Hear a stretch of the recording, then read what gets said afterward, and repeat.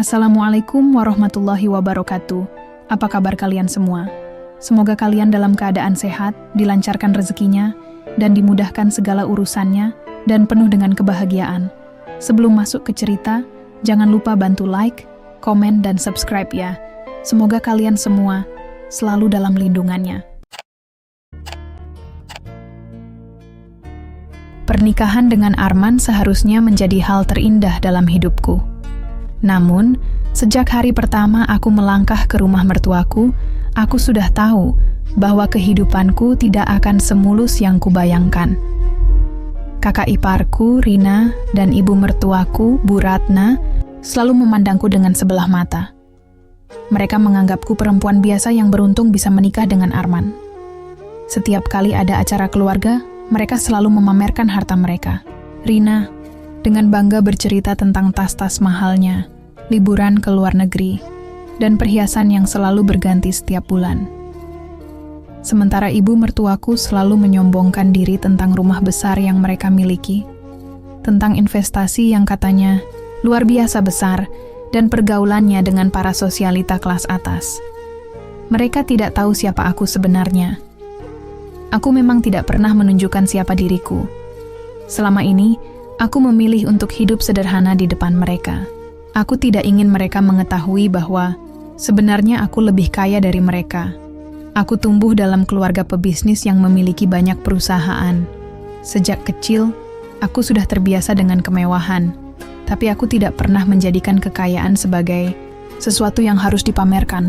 Arman, suamiku, tidak tahu seberapa besar kekayaanku. Dia hanya tahu bahwa aku berasal dari keluarga yang cukup berada, tapi dia tidak pernah bertanya lebih jauh. Itu yang kusuka dari Arman. Dia tidak menikahiku karena uang. Dia mencintaiku apa adanya, tapi tidak dengan keluarganya.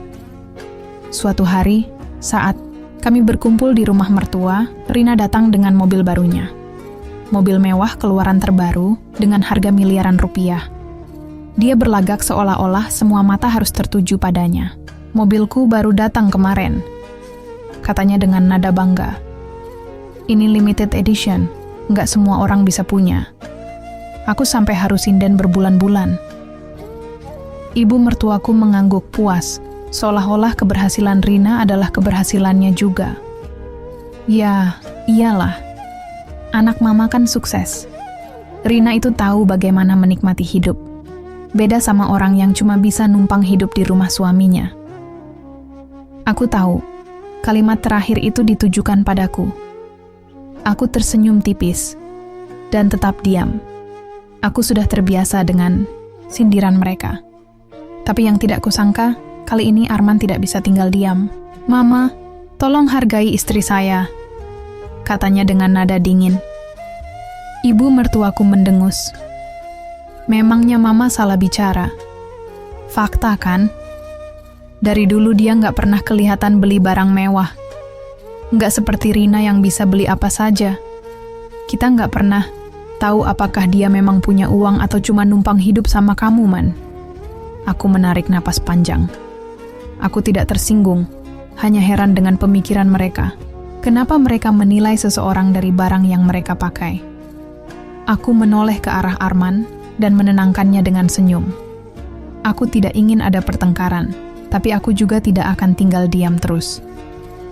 Beberapa minggu kemudian, aku mengundang Arman untuk makan siang di sebuah restoran mewah. Dia sedikit terkejut karena biasanya akulah yang selalu menolak pergi ke tempat seperti itu. "Kenapa tiba-tiba mau makan di sini?" tanyanya saat kami duduk di meja VIP yang sudah kupesan. Aku tersenyum. Aku ingin menunjukkan sesuatu. Tak lama kemudian, seorang pria paruh baya mendekat dan menyapaku dengan ramah. "Bu Naila, sudah lama tidak bertemu. Bagaimana kabarnya?" Arman menoleh heran ke arahku. Aku hanya tersenyum. "Saya baik, Pak Suryo. Restoran ini makin ramai ya. Berkat investasi dari Anda juga, Bu.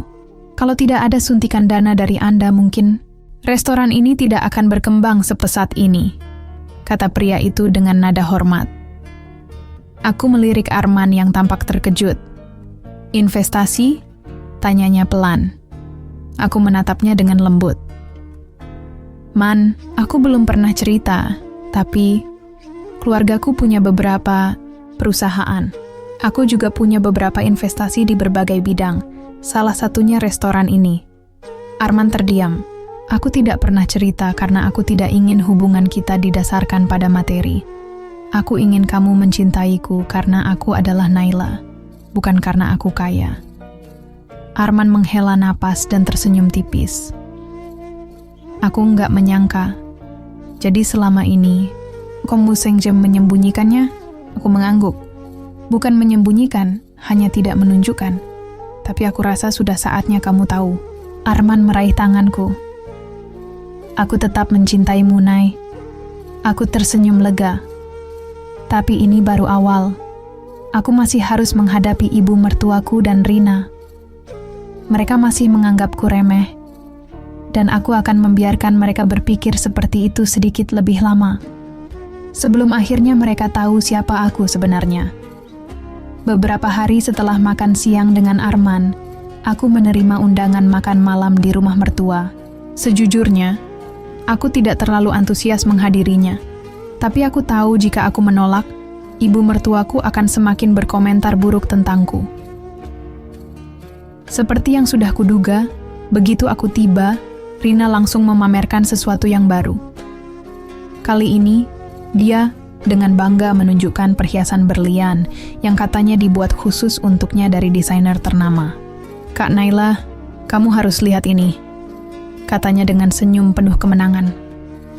Kalau kamu suka, mungkin kapan-kapan bisa beli juga, walaupun, ya, ini lumayan mahal sih. Ibu mertuaku menimpali. Ya, gak semua orang bisa punya perhiasan seperti itu, Rina. Bukan cuma soal harga, tapi juga prestis. Aku hanya tersenyum kecil. Mereka masih berpikir bahwa aku tidak mampu membeli barang-barang seperti itu. Tak lama kemudian, salah satu kenalan ibu mertuaku datang. Dia seorang sosialita terkenal di kota ini. Begitu melihatku, dia langsung tersenyum ramah. Naila, astaga, sudah lama kita nggak bertemu. Ibu mertuaku terkejut. Kalian saling kenal? Wanita itu tertawa kecil. Tentu saja. Suamiku sering bekerja sama dengan keluarga Naila. Keluarganya sangat berpengaruh di dunia bisnis. Rina yang sedang asyik menunjukkan perhiasannya tiba-tiba terdiam. Wajahnya berubah sedikit tegang. Ibu mertuaku pun tampak bingung. Aku tetap tersenyum, tapi tidak mengatakan apapun. Aku ingin melihat reaksi mereka lebih lama. Sosialita itu melanjutkan. Kalian tahu, kalau Naila mau, dia bisa membeli perhiasan yang jauh lebih mahal daripada ini. Tapi aku tahu Naila bukan tipe yang suka pamer. Ruangan mendadak sunyi. Rina menatapku dengan wajah kaku, sementara ibu mertuaku tampak tidak percaya dengan apa yang baru saja didengarnya. Aku mengambil napas pelan. Aku tahu ini adalah momen yang tepat untuk membuka sedikit tabir tentang siapa aku sebenarnya. Aku memang tidak suka menunjukkan apa yang aku punya, kataku dengan tenang. Karena menurutku, nilai seseorang tidak diukur dari barang-barang yang mereka kenakan, tapi dari bagaimana mereka memperlakukan orang lain. Ibu mertuaku masih belum bisa berkata apa-apa. Rina menggigit bibirnya. Terlihat jelas dia merasa malu setelah tadi membanggakan perhiasannya. Saat itulah Arman tiba-tiba bersuara. Mama, Rina, sekarang kalian mengerti kenapa aku menikahi Naila? Bukan karena harta, tapi karena dia berbeda dari kalian. Dia tidak butuh pengakuan dari siapapun untuk tahu siapa dirinya. Aku menatap suamiku dengan penuh rasa syukur. Dia tetap berdiri di sisiku. Dan aku tahu, setelah malam ini, ibu mertuaku dan Rina tidak akan lagi bisa meremehkanku. Setelah malam itu, sikap ibu mertuaku dan Rina mulai berubah. Mereka tidak lagi terang-terangan meremehkanku, tetapi aku bisa merasakan ketidaksenangan mereka yang semakin dalam. Mungkin mereka merasa dipermalukan, karena selama ini telah merendahkanku. Sementara kenyataannya aku jauh lebih berada dibanding mereka. Beberapa hari kemudian, Aku menerima undangan untuk menghadiri acara ulang tahun salah satu rekan bisnis keluargaku. Acara ini cukup eksklusif, hanya dihadiri oleh kalangan pebisnis dan sosialita. Aku mengajak Arman untuk ikut bersamaku. Ketika kami tiba di venue, aku tidak terkejut melihat Rina dan ibu mertuaku juga ada di sana. Rupanya mereka juga ingin masuk ke lingkaran sosial yang lebih tinggi. Rina terlihat anggun dengan gaun mahalnya, sementara ibu mertuaku sibuk berbasa-basi dengan tamu-tamu penting, berusaha menarik perhatian mereka. Namun, ekspresi mereka berubah drastis saat melihat aku dan Arman disambut dengan sangat hangat oleh tuan rumah. "Naila, aku senang sekali kamu bisa datang," seru seorang wanita elegan, yang tidak lain adalah istri dari salah satu taipan properti terbesar di negeri ini. Aku tersenyum ramah. "Tentu, bagaimana bisa aku melewatkan acara sepenting ini?" Arman menggenggam tanganku. Tampak bangga melihat bagaimana aku diterima di lingkungan ini. Aku bisa merasakan tatapan terkejut dari Rina dan ibu mertuaku. Mereka tampak tidak percaya bahwa aku memiliki hubungan dekat dengan orang-orang penting di acara ini. Beberapa tamu lainnya mulai menghampiri, menyapaku dengan hangat. Mereka berbicara tentang bisnis, investasi, dan proyek-proyek besar yang sedang berjalan. "Naila, aku mendengar perusahaan keluargamu baru saja mengakuisisi sebuah resort mewah di Bali?" tanya seorang pria berkacamata yang dikenal sebagai investor sukses. Aku mengangguk.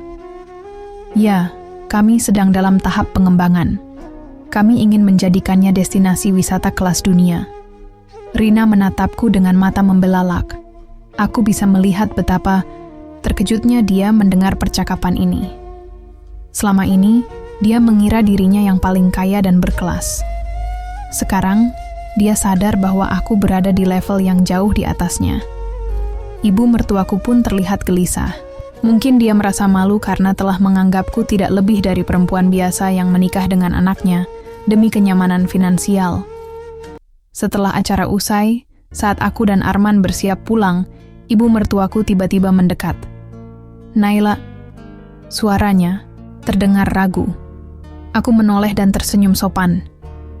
"Ya, Bu." Dia tampak seperti ingin mengatakan sesuatu, tapi kemudian hanya menghela napas. "Ternyata, kamu memang lebih dari yang kami kira." Aku tetap tersenyum tanpa berkata apa-apa. Aku tahu, dalam hatinya, dia pasti menyesal telah meremehkanku selama ini. Rina tidak mengatakan apapun, hanya menundukkan kepala dan pergi tanpa berpamitan. Di dalam mobil, Arman menatapku dengan bangga. "Aku tahu kamu luar biasa, tapi aku tidak menyangka kamu sehebat ini." Aku tersenyum kecil. Aku tidak butuh pengakuan mereka, Man. Aku hanya ingin mereka tahu bahwa mereka telah salah menilaiku.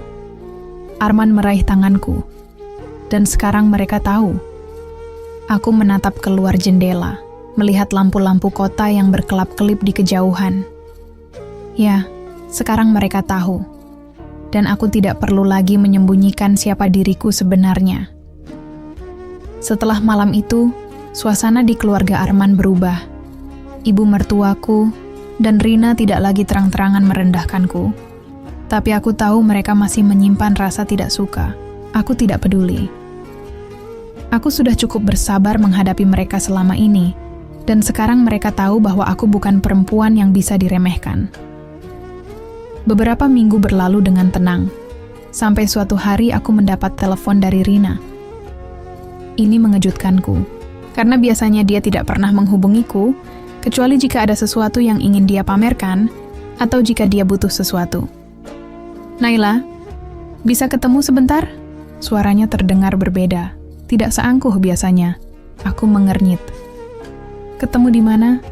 "Aku butuh bicara. Aku tunggu di kafe dekat kantor Arman sore ini." Aku merasa aneh, tapi aku tetap setuju untuk menemuinya.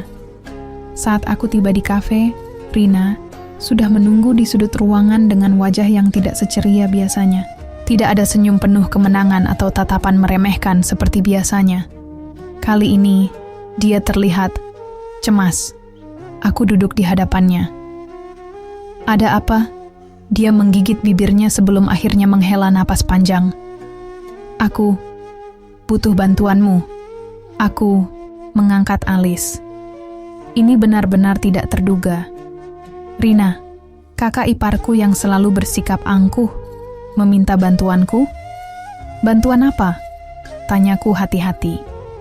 Dia terdiam sejenak, lalu akhirnya berkata dengan suara pelan, bisnis suamiku sedang bermasalah. Aku menatapnya tanpa ekspresi. Maksudmu? Dia berinvestasi di sebuah proyek yang ternyata bodong. Uangnya habis miliaran. Sekarang dia punya banyak utang. Dan kalau tidak segera dilunasi, kami bisa kehilangan rumah dan aset lainnya. Aku bisa melihat kegelisahan di wajahnya. Tidak seperti biasanya, dia terlihat begitu rapuh. Lalu, tanyaku, meskipun aku sudah bisa menebak kemana arah pembicaraan ini. Rina menatapku penuh harap. Aku tahu kamu punya banyak koneksi. Aku tahu kamu bisa membantu kami. Tolong Naila, kalau tidak kami bisa bangkrut. Aku menghela napas. Ironis sekali. Dulu, Rina dan ibu mertuaku selalu meremehkanku, menganggapku tidak lebih dari perempuan biasa yang hanya numpang hidup dari Arman. Sekarang, dia datang memohon bantuan dariku. Apa Mama tahu soal ini? Tanyaku. Rina menggeleng. Belum, aku tidak mau Mama panik. Aku juga malu kalau dia tahu aku harus meminta bantuan darimu. Aku menatapnya lama. Dulu, dia dengan bangganya memamerkan kekayaannya, merendahkanku seolah aku ini bukan siapa-siapa. Sekarang, dia yang membutuhkan pertolonganku. Naila, aku tahu aku selama ini bersikap buruk padamu, katanya dengan suara lirih. Aku selalu menganggap diriku lebih baik darimu. Aku menyesal, sungguh. Tapi saat ini, aku benar-benar butuh bantuanmu. Aku masih terdiam. Jika aku menolongnya, aku tahu dia akan berutang budi padaku. Aku bisa saja membalas semua perlakuan buruknya dengan menolak mentah-mentah, tapi aku bukan orang seperti itu. Akhirnya, aku berkata pelan, aku tidak bisa menjanjikan apapun, tapi aku akan lihat apa yang bisa kulakukan. Rina menatapku dengan mata berkaca-kaca. Terima kasih Naila. Terima kasih. Aku mengangguk tanpa tersenyum. Di dalam hatiku, aku tahu satu hal. Rina akhirnya belajar bahwa dunia tidak selalu seperti yang dia bayangkan. Dan aku ingin melihat apakah ibu mertuaku akan tetap sombong jika dia tahu bahwa putri kebanggaannya kini bergantung padaku. Keesokan harinya, aku meminta tim kepercayaanku untuk mencari tahu lebih banyak tentang masalah yang dihadapi suami Rina. Aku ingin tahu seberapa besar kerugian yang mereka alami dan apakah memang ada jalan keluar tanpa melibatkan bantuan langsung dariku. Siang itu, asistanku mengirim laporan lengkap ke emailku. Aku membacanya dengan seksama. Masalahnya ternyata lebih buruk dari yang Rina katakan. Suaminya, Adrian, bukan hanya kehilangan miliaran dalam investasi bodong, tetapi juga memiliki utang besar kepada beberapa pihak, termasuk rentenir yang bisa bertindak ekstrim jika utang tidak segera dilunasi. Aku menghela napas panjang. Bukan hanya rumah mereka yang terancam, tetapi seluruh aset mereka juga bisa disita dalam waktu dekat. Jika dibiarkan, mereka bisa benar-benar jatuh miskin dalam hitungan bulan. Saat aku masih mempertimbangkan langkah terbaik, teleponku berdering. Nama ibu mertuaku muncul di layar. Aku mengangkatnya. Halo Bu, suara di ujung sana terdengar lebih lembut dari biasanya. Naila, kamu sibuk? Aku tersenyum kecil. Tidak terlalu. Ada apa, Bu? Sejenak, ibu mertuaku terdiam. Lalu, dengan suara yang hati-hati, dia berkata, "Kamu bisa datang ke rumah sebentar? Ada yang ingin Mama bicarakan." Aku bisa menebak ini pasti tentang Rina. Baik, Bu. Saya akan segera ke sana. Ketika aku tiba di rumah mertua, suasana terasa lebih sunyi dari biasanya. Rina sudah ada di ruang tamu, duduk dengan wajah kusut. Ibu mertuaku duduk di sebelahnya, dengan ekspresi yang sulit ditebak.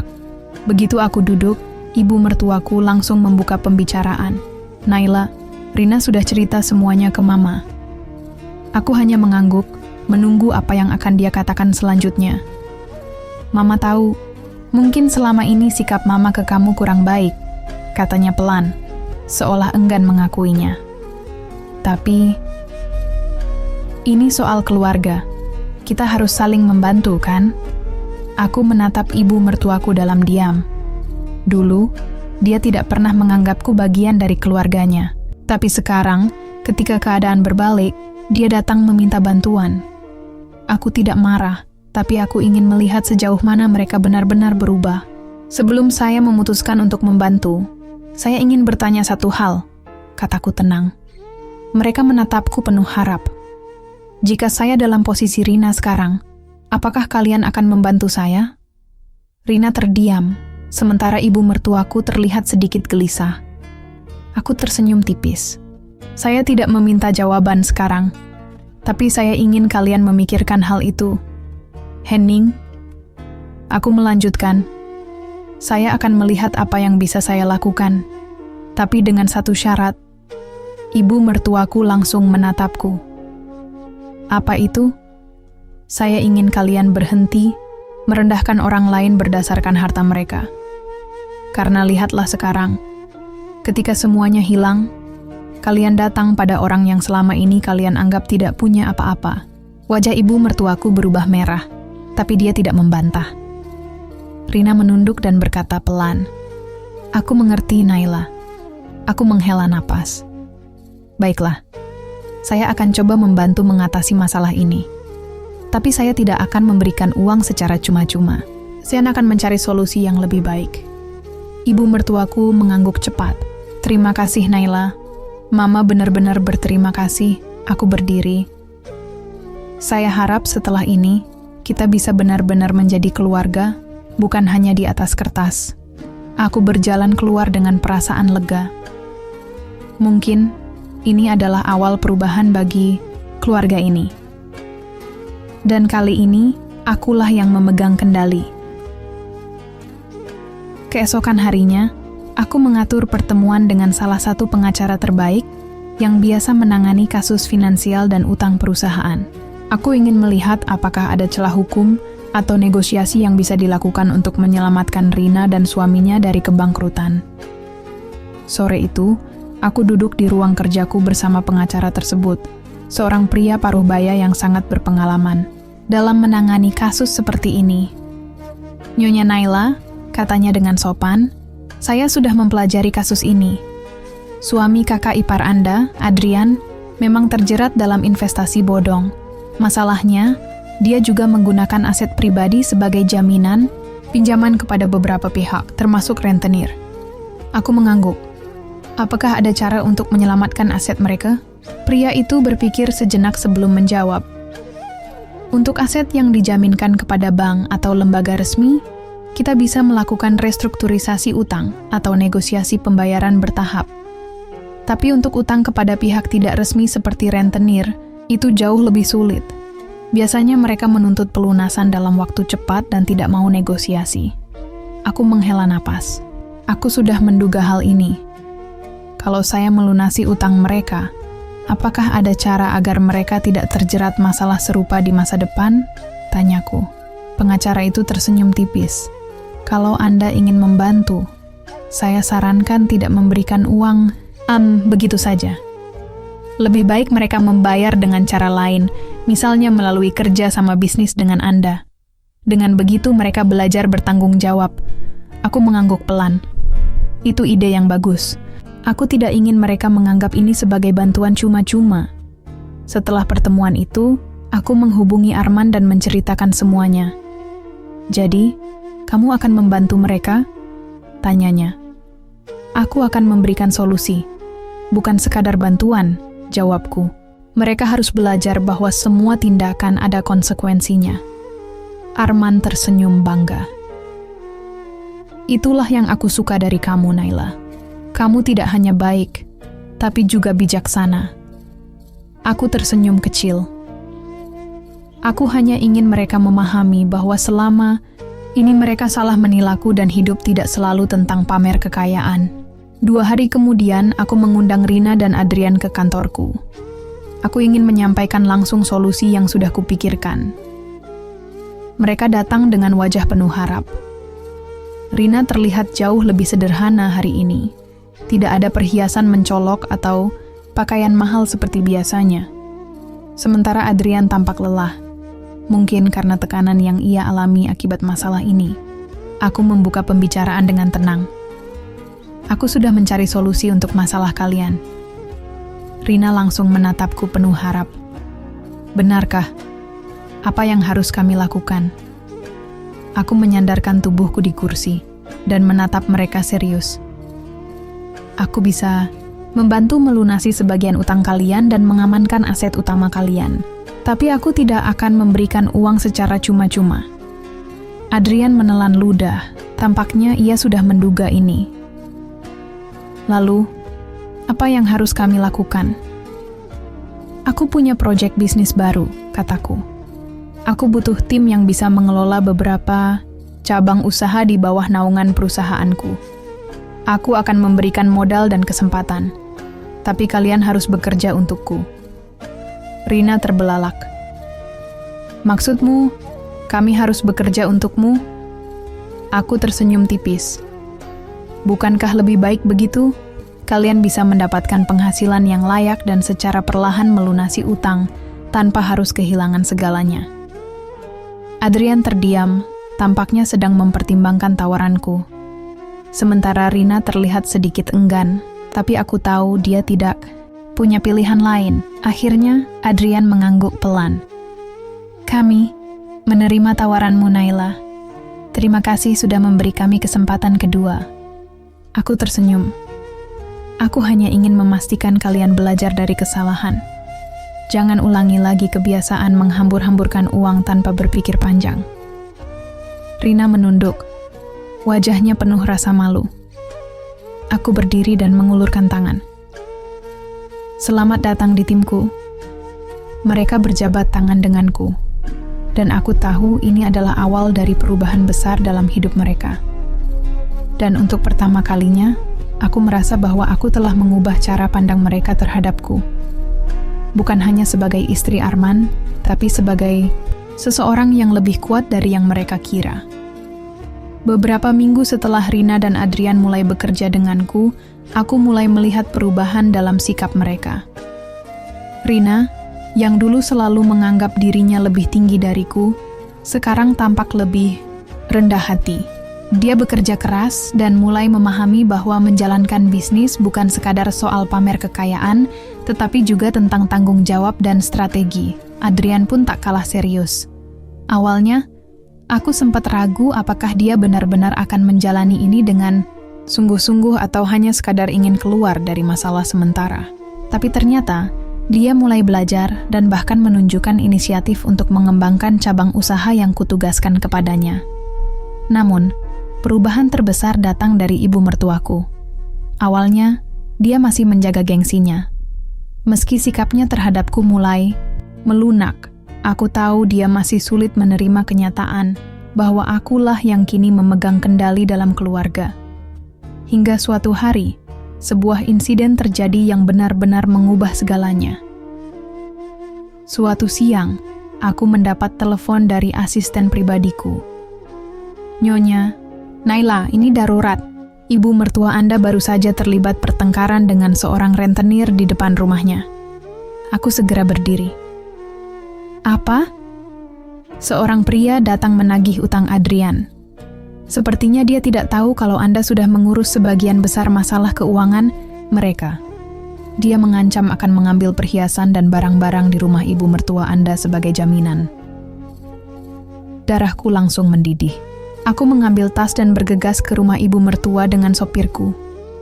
Begitu sampai, aku melihat ibu mertuaku berdiri di depan pintu dengan wajah tegang. Seorang pria berperawakan besar berdiri di depannya, berbicara dengan nada kasar. Bu, suami anak perempuanmu masih punya utang yang belum lunas. Kami tidak peduli siapa yang membayarnya, tapi sisa uangnya harus diselesaikan sekarang. Ibu mertuaku berusaha mempertahankan harga dirinya. Saya sudah bilang, masalah ini sedang dalam proses. Pria itu tertawa sinis. Proses? Kami butuh uang, bukan janji. Aku berjalan mendekat dengan langkah tenang. Apa yang sedang terjadi di sini? Pria itu menoleh padaku, matanya meneliti penampilanku. Siapa kamu? Aku menatapnya tanpa takut. Aku Naila. Semua urusan keuangan Adrian sekarang berada di bawah kendaliku. Jika ada masalah, kau berbicara denganku.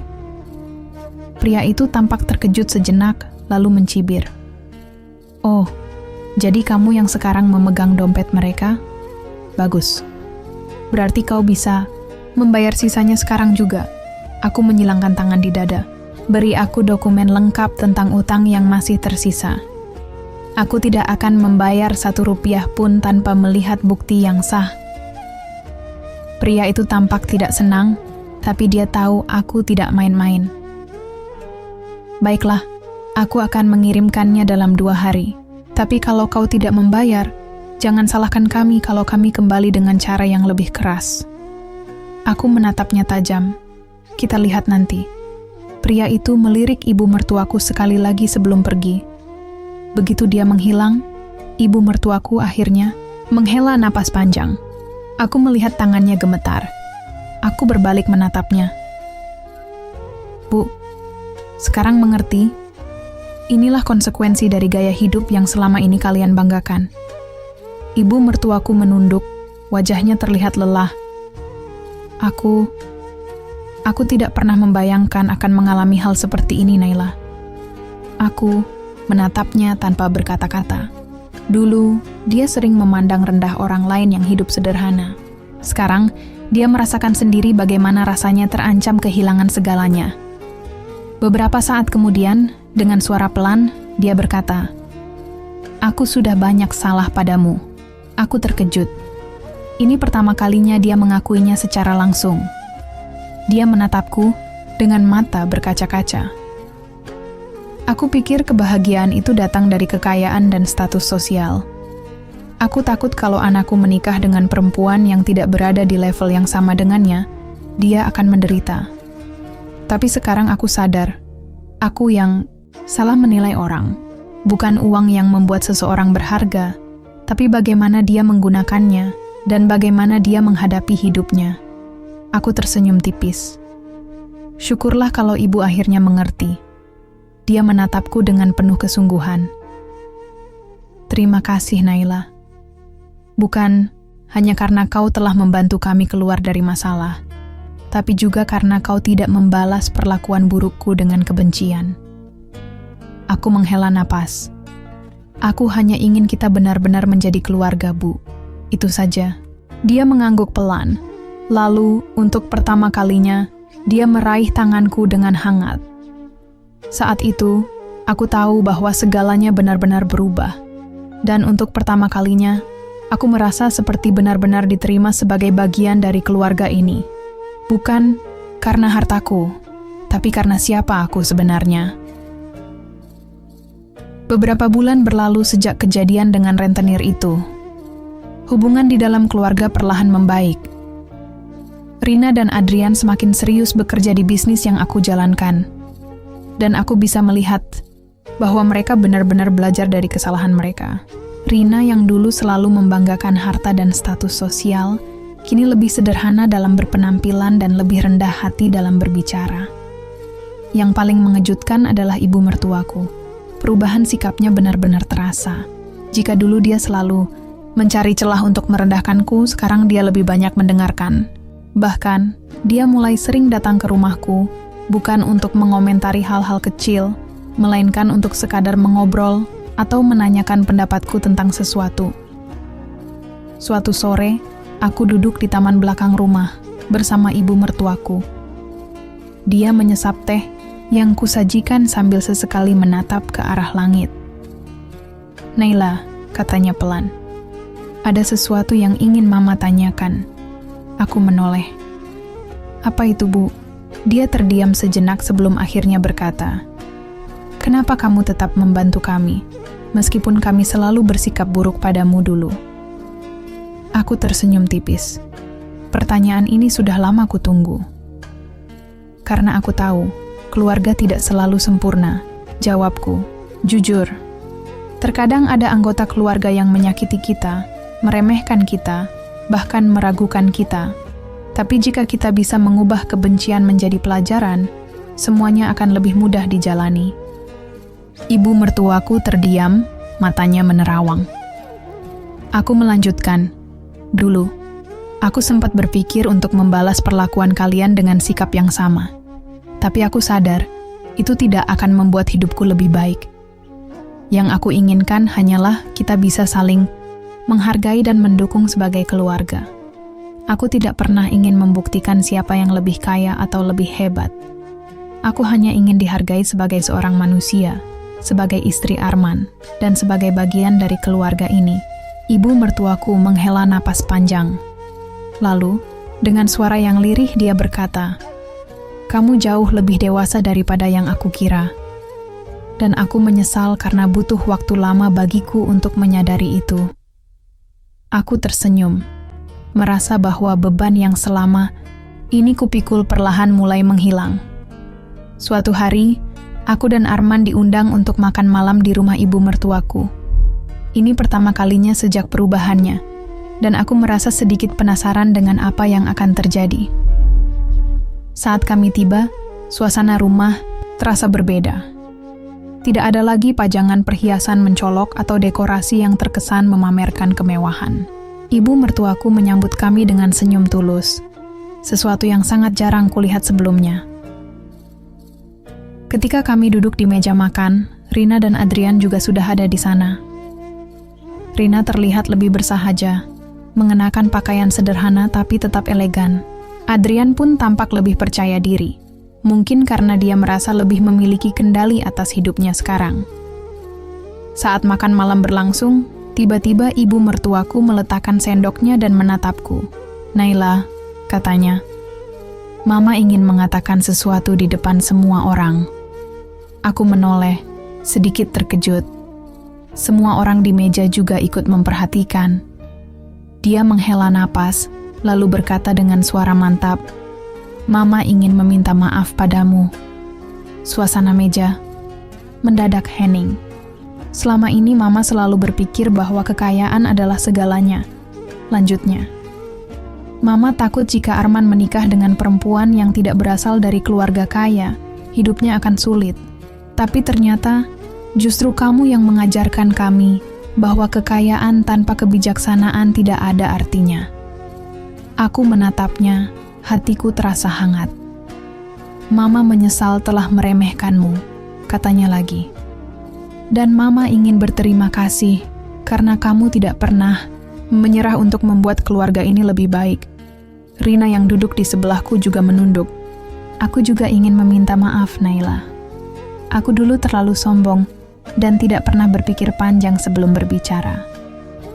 Tapi aku benar-benar bersyukur kamu ada di sini untuk menyelamatkan kami dari kebodohan kami sendiri." Aku menghela napas panjang, mencoba menahan air mata yang hampir keluar. "Aku sudah memaafkan kalian sejak lama," kataku akhirnya. "Yang penting sekarang, kita bisa menjadi keluarga yang lebih baik." Arman meraih tanganku di bawah meja dan tersenyum padaku. Aku tahu dia juga merasa bangga dengan perubahan yang terjadi di keluarganya. Malam itu, untuk pertama kalinya, aku merasa benar-benar diterima. Bukan karena hartaku, bukan karena statusku, tapi karena aku adalah bagian dari mereka, dan itu adalah kemenangan terbesarku. Beberapa bulan setelah kejadian itu, kehidupan kami semua benar-benar berubah. Hubungan di dalam keluarga semakin erat, dan tidak ada lagi persaingan atau rasa iri. Rina dan Adrian berhasil mengelola bisnis yang aku percayakan kepada mereka, dan bahkan mulai mengembangkan ide-ide baru yang bisa memperbesar usaha. Ibu mertuaku juga semakin sering menghabiskan waktu bersamaku. Kami tidak lagi hanya berbicara tentang keluarga, tetapi juga tentang banyak hal lain. dari bisnis, kehidupan, hingga kebahagiaan. Aku tidak pernah menyangka bahwa suatu hari aku bisa merasa begitu dekat dengannya. Seseorang yang dulu selalu memandangku sebelah mata. Suatu pagi, saat aku sedang duduk di ruang tamu, ibu mertuaku datang dengan membawa sebuah kotak kecil berwarna emas. Dia duduk di sampingku dan meletakkan kotak itu di atas meja. "Naila, Mama ingin memberikan sesuatu padamu," katanya dengan lembut. Aku menatapnya dengan bingung. "Apa ini, Bu?" Dia tersenyum dan membuka kotak itu. Di dalamnya ada sebuah cincin berlian dengan desain klasik dan elegan. "Ini adalah cincin warisan keluarga," katanya pelan. "Dulu, Mama berpikir untuk memberikan ini kepada Rina. Tapi sekarang Mama sadar, orang yang paling pantas memilikinya adalah kamu." Aku terkejut. Cincin ini bukan sekadar perhiasan biasa. Ini adalah simbol keluarga. Sesuatu yang hanya diberikan kepada orang yang benar-benar dianggap sebagai bagian dari keluarga besar ini. Aku menatap ibu mertuaku, mencoba mencari kepastian. "Bu, apa Ibu yakin?" Dia mengangguk. "Mama sudah lama memikirkan ini. Kamu bukan hanya istri Arman, Naila. Kamu adalah tulang punggung keluarga ini. Tanpa kamu, mungkin keluarga kita sudah hancur. Dan Mama ingin kamu tahu bahwa Mama sangat bersyukur kamu ada di sini." Aku tidak bisa menahan air mata yang perlahan mengalir di pipiku. Aku menerima cincin itu dengan tangan gemetar, lalu memandang ibu mertuaku dengan penuh rasa haru. "Terima kasih, Bu," kataku dengan suara bergetar. "Ini sangat berarti bagiku." Dia tersenyum dan meraih tanganku. "Mulai sekarang, kamu adalah putri Mama juga. Hidupku tidak pernah semudah ini sebelumnya. Aku tidak lagi merasa harus membuktikan siapa diriku atau seberapa berharganya aku. Aku tidak lagi dipandang sebagai menantu yang diremehkan, melainkan sebagai seseorang yang benar-benar dihargai dan dicintai." Aku belajar bahwa terkadang perubahan tidak datang dengan cepat. Terkadang kita harus bersabar, harus melewati banyak cobaan, dan harus terus bertahan meskipun dunia tidak berpihak pada kita.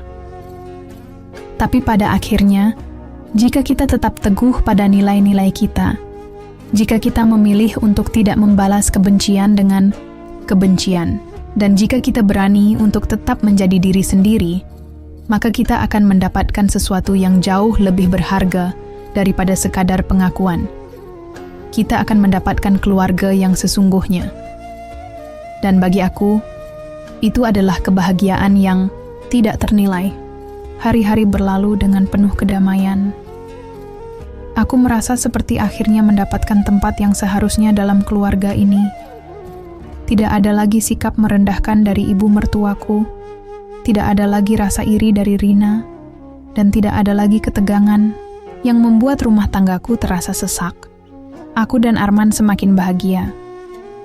Hubungan kami semakin kuat, dan kami lebih sering menghabiskan waktu bersama tanpa gangguan dari masalah keluarga. Aku melihatnya lebih tenang, lebih bahagia, dan itu membuatku bersyukur karena bisa menjadi bagian dari perjalanan hidupnya. Suatu hari, aku menerima kabar bahagia. Aku hamil. Saat dokter mengonfirmasi kehamilanku, aku hampir tidak bisa menahan air mata. Setelah semua yang terjadi, setelah semua perjuangan dan ujian yang kuhadapi, Tuhan akhirnya memberiku hadiah yang paling indah. Ketika aku memberitahu Arman, dia langsung memelukku erat.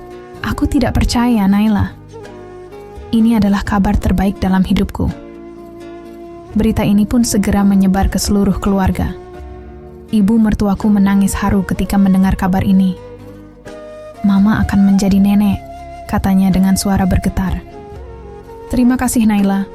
Kamu benar-benar membawa kebahagiaan ke dalam keluarga ini." Rina dan Adrian juga turut bahagia. Mereka berjanji akan selalu ada untukku dan anakku nanti. 9 bulan berlalu dengan cepat. Aku melahirkan seorang bayi laki-laki yang sehat dan tampan. Arman menatap putra kami dengan mata berkaca-kaca, sementara ibu mertuaku tidak bisa berhenti tersenyum. Ketika aku melihat semua orang berkumpul di sekelilingku, aku menyadari sesuatu. Dulu, aku selalu merasa harus membuktikan sesuatu kepada mereka. Aku ingin mereka tahu bahwa aku lebih dari sekadar menantu biasa. Aku ingin mereka tahu bahwa aku juga bisa sukses, bahwa aku juga punya kekuatan dan harga diri. Tapi kini, aku tidak lagi merasa perlu melakukan itu. Karena tanpa aku sadari, mereka telah melihat siapa aku sebenarnya. Aku bukan hanya sekadar menantu, bukan hanya istri Arman, bukan hanya seseorang yang lebih kaya dari mereka. Aku adalah bagian dari keluarga ini, dan itu adalah kebahagiaan yang sesungguhnya.